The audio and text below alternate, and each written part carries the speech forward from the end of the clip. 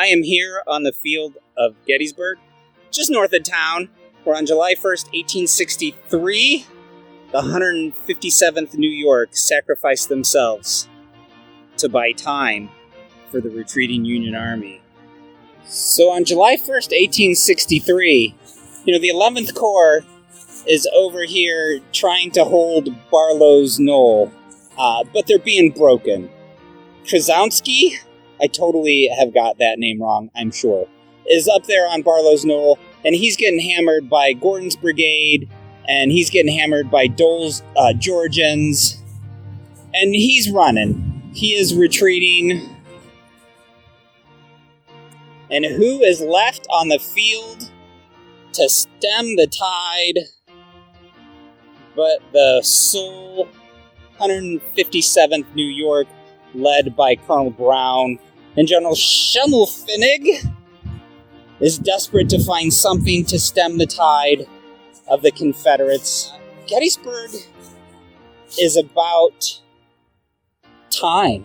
As soon as Lee engaged here, his clock started. He could only feed his men for so long in enemy territory. He had a finite amount of men, of bullets, to fight a battle and to stay in Pennsylvania. Start the problem, start the clock. And Meade needed to spend as much time as possible so Lee would expend his bullets and his food. And Meade was buying that time with the blood of his men. And that included the 157th New York, whose monument, one of their monument, is right in front of you. And so across this field in front of you, back there on Barlow's Knoll, Gordon's Georgians are pretty successful. And down this road, the Carlisle Road, which runs north to south, and we're facing north right now. On the right side of the road, which is the east side of the road, comes Dole's Georgian Brigade.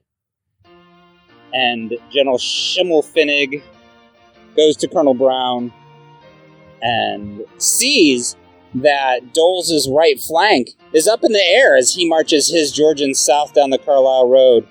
And as there, he orders the 400 men of the 157th New York to strike, to buy time for the 11th Corps to get out of Dodge. And so to buy time, Meade, Schimmelpfennig, Colonel Brown is going to spend the lives of the 157th New York. And so there's some wheat field here, there's some crops, and so, Dole's Georgians may not be able to see the 157th New York coming. They probably can't. Barlow's Knoll's broken. They're in full retreat back into town. Dole's Georgians are over there on the other side of the road, and up and creep the 157th New York against the entire Confederate Army. I can't imagine what everybody was thinking, If you're Dole's Georgians, you've just won the war. You can do anything that Robert E. Lee says that you can do. You're well led. Your morale is amazing. You've won every battle. And then once again here, in the fields of Pennsylvania, the Yankees are on the retreat again. Spirits are high. You're jubilant. You've been eating well off the corn cribs of Pennsylvania. And there, in front of you, the Yankees are running. The 11th Corps is running. The Flying Dutchman, as they're apt to do. And up there in the distance, off in Oak Ridge, Iverson's pits. Iverson's failed. Kind of O'Neill's attack in front of you. That's fizzled out. But now you're pushing them. There was a gap in the line between the 11th and the 1st Corps. kind of along this area. And after a hard day's fight, you're pushing them. You've won the war. You know, these roads lead to Washington, D.C. And we're approaching the final monument of the 157th New York. Right in front of us here. Where the field where the 157th New York crossed before their charge is right behind me. And I wonder, how do men do that? How do men make that charge? The 11th Corps, they'd been running, right? They didn't have the best track record. And so I think probably the 157th New York knew, this is it, here and now. If we fail here, we fail everywhere. Off they went. The 157th in New York sort of lie in wait in this area. They wait till what they think is a regiment, maybe, hopefully. You know, they can take on a regiment. And so, when the Confederate flank presents itself, the 157th New York on July 1st, 1863 attacks across the road here and into the right flank of the Georgians coming across this field. I don't know, how long can they get in there? How far can they push? If you're the Georgians, I think you're going to bend a little bit. Those men are going to be pushed. They're at least going to turn under fire, which, you know, they're seasoned veteran troops, so they're going to be able to do that. And once they turn, you know, the 157th New York and Brown realize that that's not a regiment. That's a brigade, and they're outnumbered 5-1 pretty badly. So they may hold the Confederates. They may stop that advance of Dole's Georgians for a little bit, 5 minutes, maybe 10 minutes, but suddenly they are surrounded by Dole's brigade on 3 sides, and they're in a very precarious position. But the 157th in New York is also well-led, well-fought, seasoned troops of the Union Army, and so somehow that tow truck was very patriotic. And so somehow they are able to extricate themselves surrounded by 3 sides right on this field. And as quick as they came, probably faster than they made it, the 157th New York is going to retreat back across this field. And the way they came, all the way back into town. But what they bought is precious time for the 1st Corps, the 11th Corps to retreat, and for that bulwark to get set up on Little Round Top. I'm buying every minute with a life. That is the 157th New York at Gettysburg, taking on a brigade on July 1st, 1863.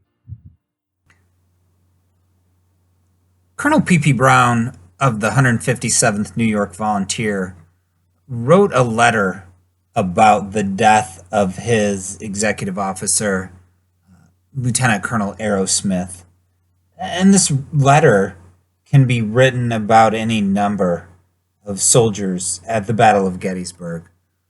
So I want you to keep that in mind as I read this.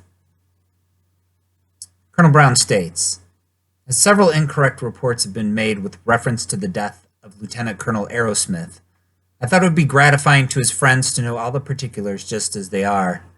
The morning of the day on which the battle occurred, the regiment marched from Emmitsburg, a distance of 10 miles, reaching Gettysburg much worried. The greatly superior numbers against which the 1st Corps were contending made it necessary for the 11th to be thrown promptly forward. Without stopping for rest, we moved through the town, upon the double quick and placed in a position behind Dilger's battery, which was soon engaged by 3 batteries of the enemy. While lying there, the numerous shot and shell among us rendered our horses unmanageable. We both dismounted and sent them to the rear. After the rebel batteries had been silenced, the whole brigade was thrown forward. Soon after reaching the position assigned us, I was ordered by General Schimmelpfennig to move over some distance to the right and attack the enemy, who were then driving the 2nd Brigade of our division. This order I proceeded to execute. In order to get my regiment into position to do effective service, I found it necessary to move up to within 50 yards of the enemy, who by that time I reached my position and placed the whole brigade in line to resist my attack. The attack was made, Colonel Arrowsmith occupying his proper position on the right, encouraging his men and faithfully and gallantly doing his duty, while I gave my attention to the center and left. We had been fighting but a short time, when upon looking to the right I discovered that Lieutenant Colonel was missing. I moved at once to the right and found him lying upon his back, badly wounded in the head, breathing slowly and heavily, and evidently insensible. As my presence along the line was more necessary that he had fallen, I could stop but a moment and return to my position. The men were falling rapidly, and the enemy's line was taking form of a semicircle, evidently with the design of surrounding us, at the same time concentrating the fire of their whole brigade upon my rapidly diminishing numbers. An enfielding fire from a battery upon our left was also doing fearful execution. I had looked around several times to see if some support would not be sent, or an order for retreat. Neither came. The last time I looked and saw one of General Schimmelpfennig's aides about halfway across the field, taking the saddle off his horse and running back. I learned from some of my wounded men who fell before we reached our position that the same aide came out a short distance and hallooed to me to retreat. I, however, heard no order. Seeing that we were all likely to be shot down or taken prisoners, I ordered the retreat. From the wounded left on the field, I learned that Lieutenant Colonel died shortly after the retreat. An attempt was made to bring him off, but the proximity of the enemy and the hot firing prevented. Lieutenant Colonel Arrowsmith died, as every true soldier would wish to die, at his post, gallantly fighting for his country, a brave man, a skillful officer, possessing a keen sense of honor, generous to a fault, bound to him by a long personal attachment formed and ripened in the various relations of teachers and pupils, associate teachers and fellow officers.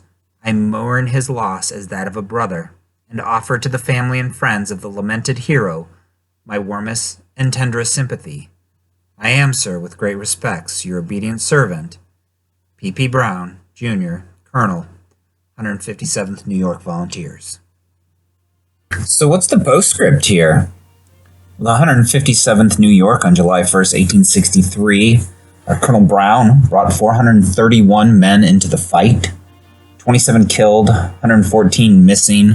Colonel Brown was wounded. His Lieutenant Colonel George Arrowsmith was killed. It was a huge sacrifice, but what it bought was enough time for the 11th Corps and the 1st Corps to get back to Cemetery Hill and dig in and wait for the rest of the Army of the Potomac to come up. July 2nd and 3rd would not have happened without the sacrifices of troops like the 1st Minnesota and the 157th New York. Anyway, thanks for watching.